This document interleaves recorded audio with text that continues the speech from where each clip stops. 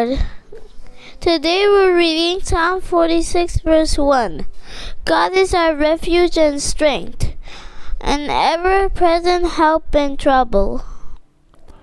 ప్రియులారా, దేవుని యొక్క వాక్యాన్ని చదువుకుందాం. పరిశుద్ధ గ్రంథంలో నుండి కీర్తన గ్రంథము 46వ అధ్యాయం 1వ వచనం.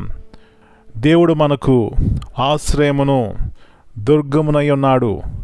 ఆపత్కాలములలో ఆయన నమ్ముకొనదగిన సహాయకుడు. యేసు ప్రభువారి అతి శ్రేష్టమైన నామములో పిల్లరా మీ అందరికీ శుభములు తెలియజేస్తున్నాను. మరి యొక్క శ్రేష్టమైనటువంటి వాగ్దానముతో ఉదయకాల సమయంలో మీ ముందుకు వస్తున్నాను. మరి దేవుని యొక్క మాటలు వింటున్నాం. దేవుని యొక్క వాగ్దానాలు అనేకమనివి వింటున్నాం.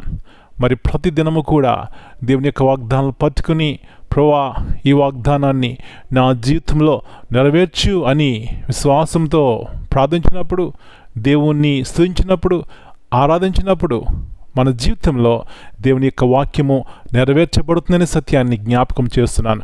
ఇక్కడ దావీదు యొక్క అనుభవము చూస్తూ వచ్చినప్పుడు అంటున్నాడు, దేవుడు అంటే సర్వాధికారి, సర్వోన్నతుడా, సర్వశక్తిగల దేవా, నీవు నాకు ఆశ్రయము. ఇంకేమంటున్నాడంటే దుర్గమునై ఉన్నాడు. అంటే నీవే నా సర్వము, నా ముందు, నా వెనుక, ఎడవైపు, కుడివైపు అన్ని దిక్కులలో నీవే నాకు ఆశ్రయము. నా ప్రియ సహోదరి, ఈ ఉదయకాల సమయంలో దావీదు ఏ విధముగా దేవుణ్ణి నమ్మి ఆయనకు ఆధారముగా చేసుకున్నప్పుడు ఆయన నమ్ముకొనదగిన సహాయకుడు. ఈ లోకంలో ఎవరు నమ్మినా మరి కొన్నిసార్లు మనం మోసపోతూ ఉంటాం, దుఃఖము కలుగుతుంది, ఆపదలో పడుతూ ఉంటాం, అన్యాయం జరుగుతూ ఉంటుంది. కానీ ఈ ప్రభు రక్షకుడు, ఆయన నమ్ముకొనదగిన సహాయకుడు అన్ని సమయాల్లో, అన్ని పరిస్థితుల్లో. కాబట్టి ఉదయకాల సమయంలో ఇలాంటి మహోన్నతమైన దేవుణ్ణి స్తుతించి ఆరాధించి ఆయన మనకి ఆశ్రయంగా చేసుకుందాం. ఆపత్కాలంలో నుంచి తప్పించబడదాం. అలాంటి కృప మనందరికీ దేవుడు దయచేయునుగాక. ప్రార్థన చేసుకుందాం. ప్రభువా, నమ్మదగిన తండ్రి, మీ పరిశుద్ధమైన నామమును బట్టి మీకు వందనాలు. తిరిగి జ్ఞాపకం చేస్తున్నారు. ఆపత్కాలములలో ప్రభువా మీరు మాకు దుర్గము, ఆశ్రయము నాయన. దావీదుగా మిమ్మల్ని ఆశ్రయముగా చేసుకుని ఎప్పుడు సిగ్గుపరచబడలేదు.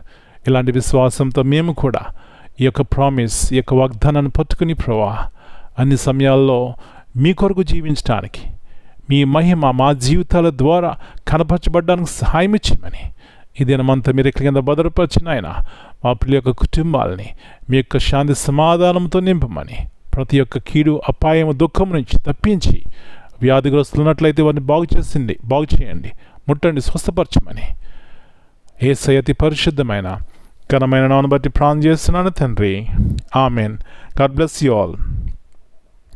My dear brothers and sisters, greetings in the precious name of our Lord and Savior, Jesus Christ.